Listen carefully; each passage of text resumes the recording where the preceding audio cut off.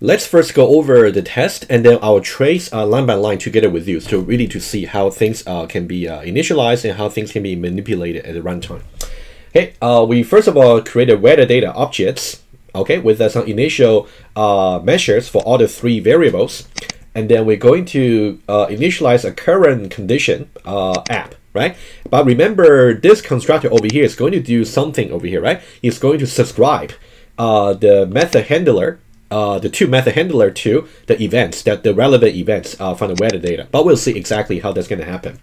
And then we're going to say, so now wd.set measurement, we're going to change it. So now this will be the subject publishing the update to the events. In that case, the event is going to go over all the list of listeners and execute their actions, right? But now, for now, we only got 1 listener, only 1 observer. Just make things a little bit easy for you to follow, just for the illustration.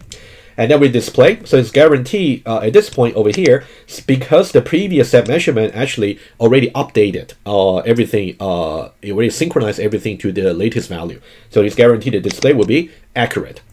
Okay, after that we can set a measurement again to another set of values. In that case, it's guaranteed that we also publish, we also execute all the method handles that store in the relevant events. In that case, it was also guaranteed. So you see that display will display the up-to-date value. Okay, let's take a look at exactly what's going to happen. So in the slides, it actually tells you about which line is going to in turn invokes the subscribe versus the publish. Okay, and then the publish also is going to in turn invokes the method handle that invoke with argument, right? That's something we talked about previously.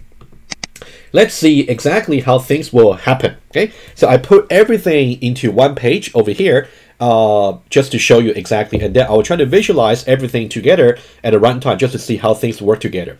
As an optional exercise at the end of the lecture, you're also encouraged to also try this to see, for example, this is Java, so you can invoke, you can launch Eclipse and try to set the breakpoints and debugger and see how things work. But it should be corresponding to what I'm going to explain to you on the paper. Okay.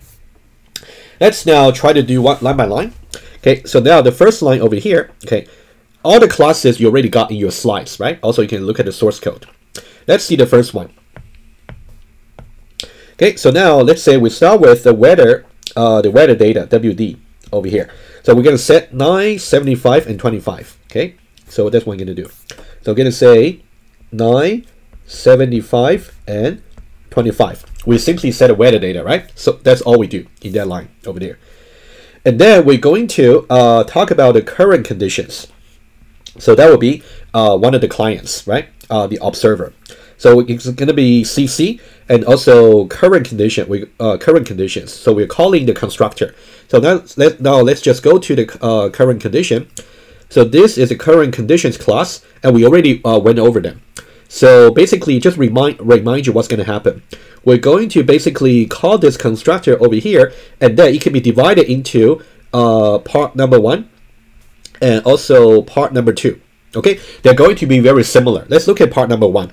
So for part number 1, we're going to retrieve UT over here as before, right? Retrieve the method handle, and then part 1.2 is we're going to subscribe this particular observer into the events, right? Let's do one by one.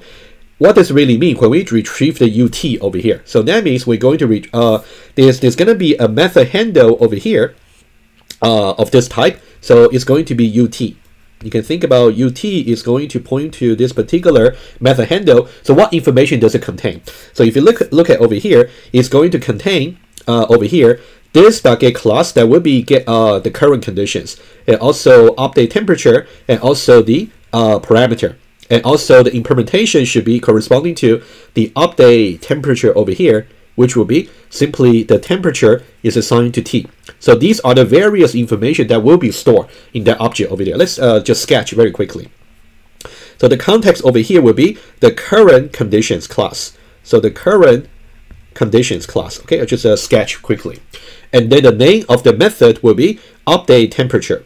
Okay, so it will be updates temperature, right? And then what about a header? Header means the signature. Well, it's going to be returning void, and then the parameter is simply just going to take a double, right, for the update temperature. So it will just be double. What about the implementation? Well, as we said before, it's going to be the temperature is assigned to T. So these are the various information that will be stored in that method handle. Okay, and then that's going to be and the UT is going to point to this particular objects. And then so this is only the part for just retrieving the UT. So we only talk about 1.1 over here, right? Just 1.1. What about 1.2? So now we're going to subscribe the current objects. So remember in the event class, we actually talk about the this listener actions to be a hash table. So we're going to put in the key, the current objects. So now we would know later for execution what the context object is, and also the method handle. So we're going to subscribe both. So what's going to happen is we're going to subscribe the UT and also this into change on temperature. Notice that we're updating this particular events. Okay, let's go back here. You can see change on temperature is exactly over here, right? So now it has the actions, which is a hash table, initially simply empty. We got key and value. So now let's see how we can do this. So what's going to happen is key is going to point to the context objects, which will be CC. So now it is actually going to point to over here. It's going to point to over here, the CC. Okay, and then we're also going to point to the value. The value is it is going to point to the UT, the method handle.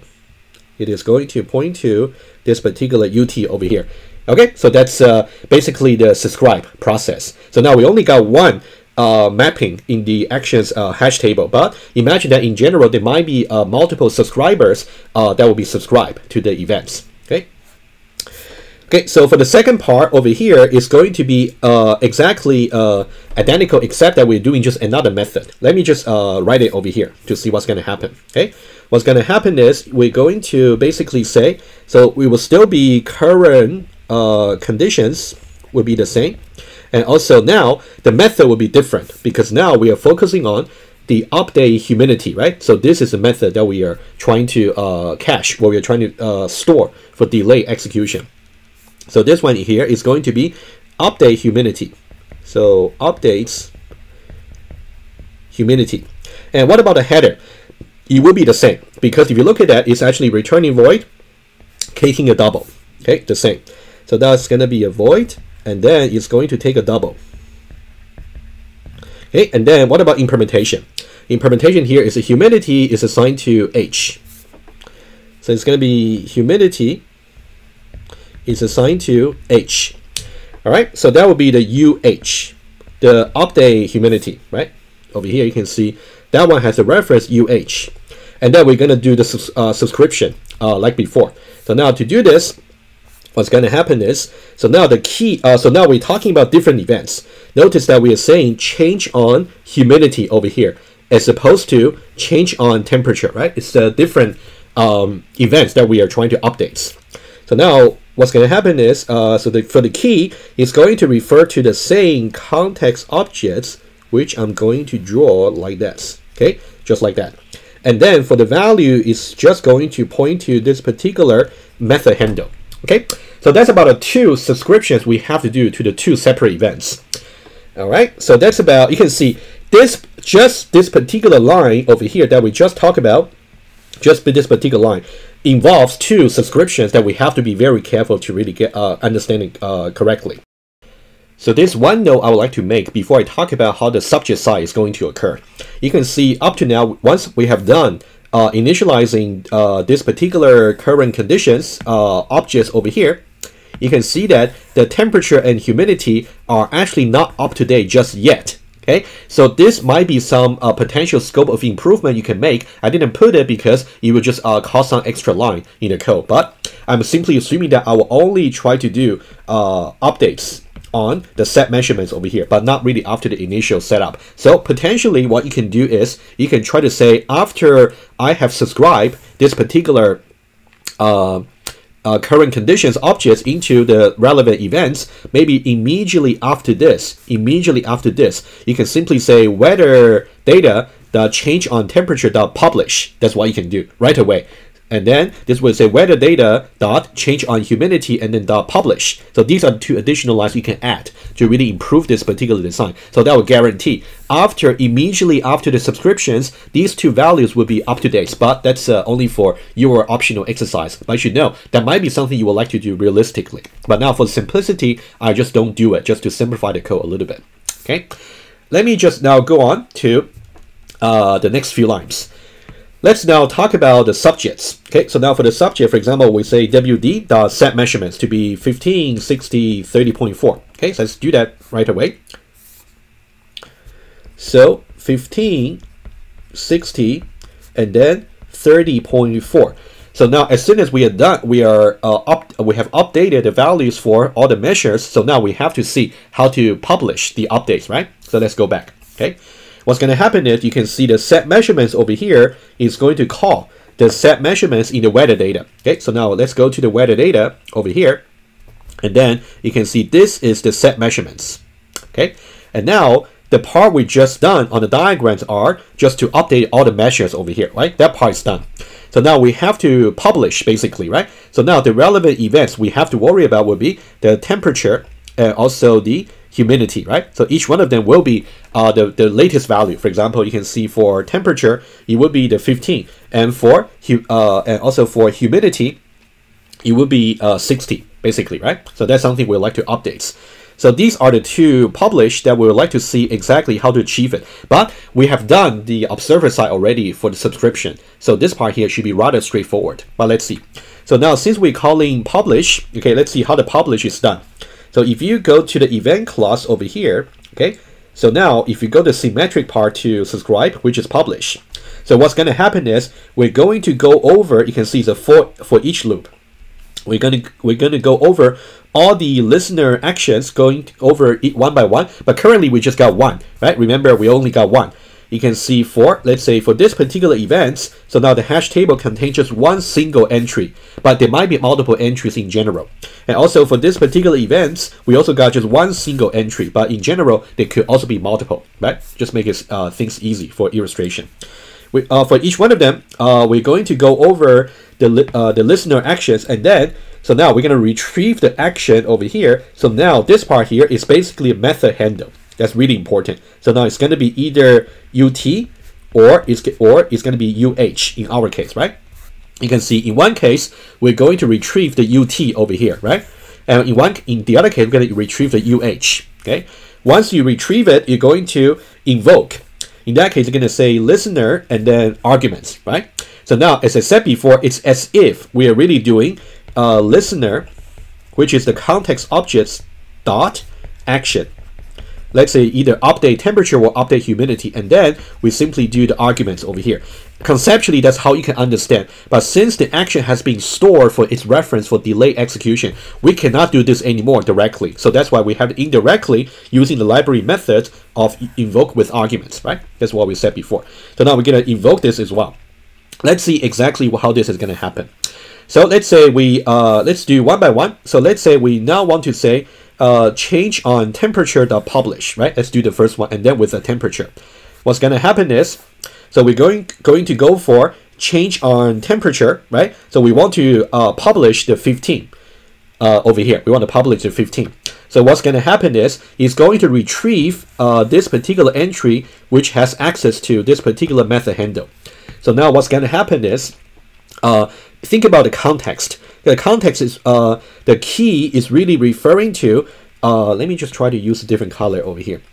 So now you can see key is really referring to this particular context object over here, and then it's also referring to this particular method handle. So what we're doing is we're saying that we're going to call the updates temperature method, which has this particular updates on this particular context objects, right? That's basically what's going to happen. I don't need to dive any deeper. That'll be a little bit too detailed. So what's going to happen is, so now we're going to basically update the 15. So now 15 will be updated over here.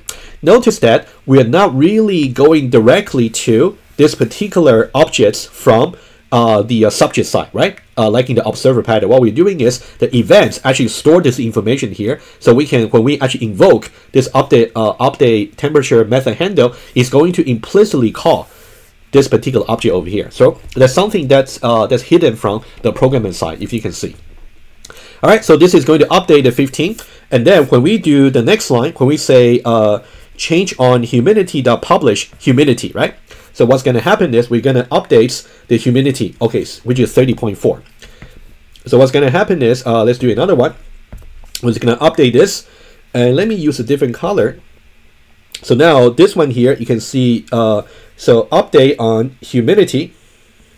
Okay, so that's what we're going to publish. So you can see this one is referring to the same context objects, and also is referring to this new method handle, right? So that one there is going to call the update humidity, and also with this particular update, right? We spoke about this already. So now this one here is going to see 30.4. So now it's going to update humidity to 30.4. All right. So you can, okay, so that's good. Okay, after this, after these two, so these are, and we are done with set measurements. Of course, we might still also publish the pressure, but that's not relevant to our discussion over here. You might still do it, just for your own sake, for understanding.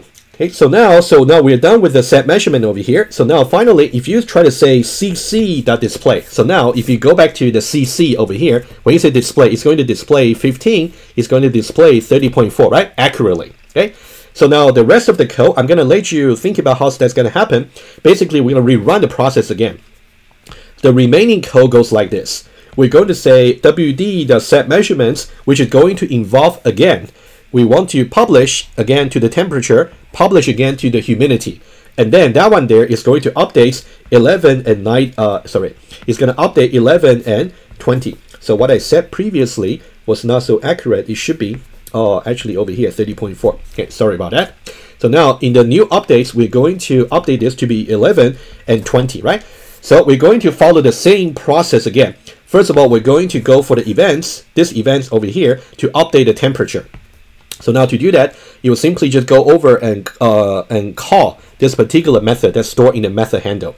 In that case, we're going to update, let me just see from the subject side, 11, 90, and 20. So it's going to be 11, 90, and also 20, right? So now 11 is going to be updated, so it's going to be 11 here, what we call the method handle over here. And then what about the humidity?